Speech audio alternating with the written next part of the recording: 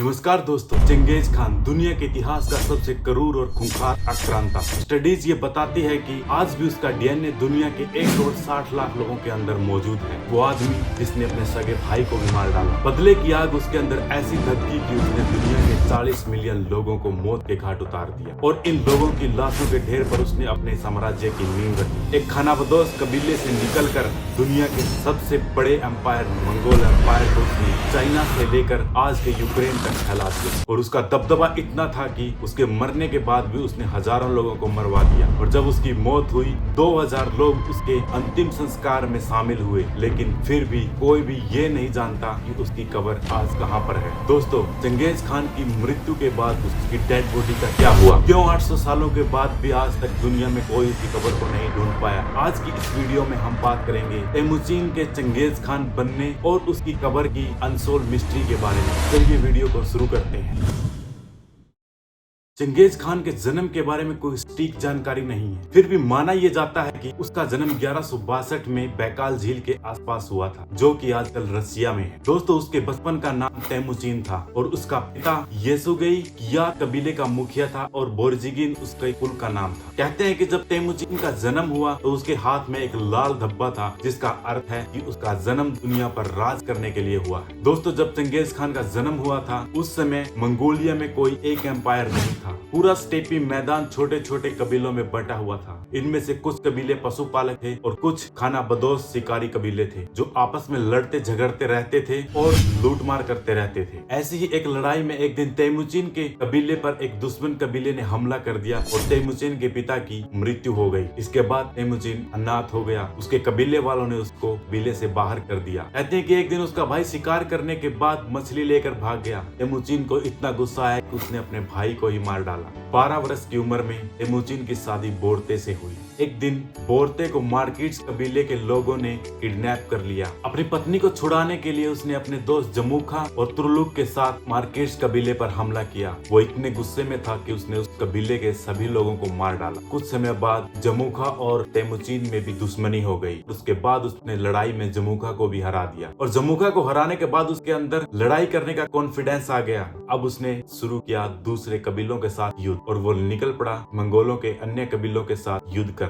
सबसे पहले उसने अपने पिता के हत्यारे तातार कराइट कबीले को हराया और इस प्रकार वह स्टेपी मैदान का सबसे ताकतवर आदमी बन गया था और अब उसके मन के अंदर राजा बनने की महत्वाकांक्षा जाग उठी और इसके लिए उसने सभी मंगोल कबीलों को एकजुट करने की सोची। मंगोल कबीलों के अंदर रिश्ते जोड़ना शुरू किए, लेकिन आपस में लड़ने झगड़ने वाले ये कबीले उसकी बात कहाँ मानते। उन्होंने उसका विरोध करना शुरू कर दिया। आखिर में उसकी मेहनत रंग लाई। 1206 में मंगोलों के सभी कबीलों ने एक सभा बुलाई। इस सभा को मंगोल लोग कुरिलताई कहते थे। सभी कबीलों के सरदारों ने चंगेज खान को पूरे मंगोल समुदाय का सरदार घोषित किया और उसे चंगेज कैगन की उपाधि से नवाजा। इसी चंगेज कैगन का बिगड़ा हुआ रूप चंगेज खान है, जिसका मतलब होता है द यूनिवर्सल रूलर। इसके बाद उसने मंगोलों की एक अनुशासित और संगठित सेना तैयार की। दोस्तों, मंगोलों के सबसे नजदीक चाइना था और उस टाइम चाइना 3 राज्यों में बटा हुआ था जो सबसे संपन्न थे। सबसे पहला राज्य था सीजिया डायनेस्टी का तुंगुद एम्पायर। ये चाइना के उत्तर पश्चिमी भाग और तिब्बत के कुछ इलाकों में फैला हुआ था। दूसरा राज्य था जिन डायनेस्टी का, जो चाइना के उत्तर पूर्वी इलाकों में फैला हुआ था। आज का बीजिंग शहर इसी राज्य का हिस्सा हुआ करता था। और जो तीसरा राज्य था वो था सुंग डायनेस्टी, जो चाइना के दक्षिणी भागों में फैला हुआ। चंगेज खान ने सबसे पहला हमला 1207 में सीजिया डायनेस्टी के लोगों पर किया। 3 साल के बाद जिया डायनेस्टी के शासक ने सरेंडर कर दिया। इसके बाद 1213 में उसने the great wall of China को पार किया और 1215 में उसने जिन डायनेस्टी को भी अपने कब्जे में ले लिया। 1218 में मंगोलों ने सेंट्रल एशिया में अपने विस्तार की शुरुआत की। 1218 में काराखिता की हार के साथ ही मंगोलों का एम्पायर अम्मू दरिया, तुरान और ख्वारिज़मियान तक फैल गया। इनमें सबसे बड़ा एम्पायर ख्वारिज़मियान था, जो सबसे संपन्न और सबसे ताकतवर था। ख्वारिज़मियान का शासक सुल्तान मोहम्मद चंगेज खान का सबसे बड़ा दुश्मन था, क्योंकि उसने चंगेज खान के दूतों की हत्या कर दी थी। जब ख्वारज़मियान की हार हुई तो उसका शासक सुल्तान मोहम्मद वहां से भाग गया और पूर्वी यूरोप के इलाकों में उसने शरण ली। चंगेज खान की सेना उसका पीछा करते करते कैस्पियन सागर तक पहुंची और जॉर्जिया तक उन्होंने उसका पीछा किया, और जहां तक उन्होंने उसका पीछा किया वहां तक उन्होंने सभी राज्यों को अपने कब्जे में ले लिया। 1221 तक आते आते उन्होंने मध्य एशिया के सभी बड़े शहरों ओट्रार, समरकंद, बलख, गुरगंज, निसापुर और हेरात पर कब्जा कर लिया था। कहते हैं कि जब निसापुर में लड़ाई के दौरान एक मंगोल राजकुमार की मौत हो गई तो चंगेज खान इतना गुस्सा हुआ कि उसने वहां के सभी आदमियों को मार डाला, यहाँ तक कि उसने कुत्तों को भी नहीं छोड़ा, उनको भी मार डाला। दूसरे राजाओं की तरह मंगोल लोग कभी भी आक्रमण करने जाते समय बहुत बड़ा लाव लश्कर लेके नहीं जाते थे। वो बहुत ज्यादा खाने पीने का सामान नहीं रखते थे। यहाँ तक कि चंगेज खान जैसा राजा भी एक साधारण से तंबू में ही रहता था। जहाँ भी उनको खाने पीने के सामान की जरूरत होती थी वो रास्ते में पड़ने वाले शहरों को लूट लेते थे। दोस्तों, दूसरे राजाओं की तरह चंगेज खान कभी भी हारे हुए शहरों के लोगों को गुलाम नहीं बनाता था, उनको अपने साथ लेके नहीं चलता। वो कहता था कि इससे उसकी सेना की गति धीमी पड़ जाएगी और उसको ये सब पसंद नहीं था, इसलिए वो गुलामों को अपने साथ नहीं लेके जाता। वो जहाँ भी जाता था खून की नदियां बहाता था, इसलिए दुनिया उसे इतिहास का सबसे क्रूर और निर्दयी शासक कहती है। एक अनुमान के मुताबिक उसने दुनिया का 11% हिस्सा मौत के घाट उतार दिया था, जो कि लगभग 40 मिलियन होता है। ख्वारज़मिया के शासक सुल्तान महमूद का बेटा जलालुद्दीन भाग निकला और अफगानिस्तान की ओर आ गया। चंगेज खान उसका पीछा करते हुए अफगानिस्तान तक आया, लेकिन वो वहां से भागकर भारत आ गया। चंगेज खान भी उसका पीछा करते हुए भारत की ओर आने लगा, लेकिन उस समय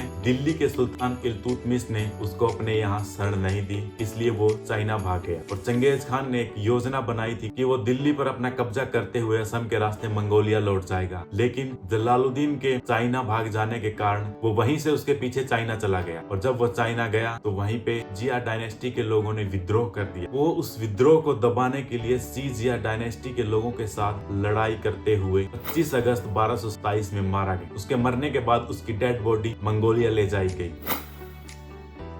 दोस्तों, जिस जगह पर चंगेज खान को दफनाया गया था उस जगह को कभी भी खोजा नहीं जा सका, क्योंकि चंगेज खान की एक ख्वाहिश थी कि उसको मरने के बाद ऐसी जगह पर दफनाया जाए जहां उसकी कब्र को कभी भी कोई नहीं खोज पाए। अब दोस्तों, चंगेज खान की कब्र के बारे में बहुत सारी कहानियां मंगोलिया में प्रचलित है, तो चलिए हम बात करते हैं उन कहानियों के बारे में। दोस्तों, मार्को पोलो एक इटालियन खोजी यात्री था जिसने 1271 से 1295 के बीच एशिया की यात्रा की थी। उसकी सभी यात्राओं का जिक्र the travels of Marco Polo नाम के एक किताब में है। वो कहता है कि 13वीं शताब्दी के अंत तक भी मंगोलों को चंगेज खान की कब्र का कोई पता नहीं था। वो इस किताब में लिखता है कि चंगेज खान की जाति के सभी प्रमुख लोगों को अल्ताई नाम के पर्वत के ऊपर दफनाया जाता था, चाहे उनकी मृत्यु दुनिया के किसी भी कोने में हुई हो। इसी किताब में वो लिखता है कि मंगोल लोगों के बीच चंगेज खान की कब्र के बारे में सबसे प्रचलित एक कहानी है। कहते हैं कि जब चंगेज खान को दफनाया गया तो उसके अंतिम संस्कार में 2000 लोग शामिल हुए, और जैसे ही ये 2000 लोग उसको दफनाने के बाद वापस निकले,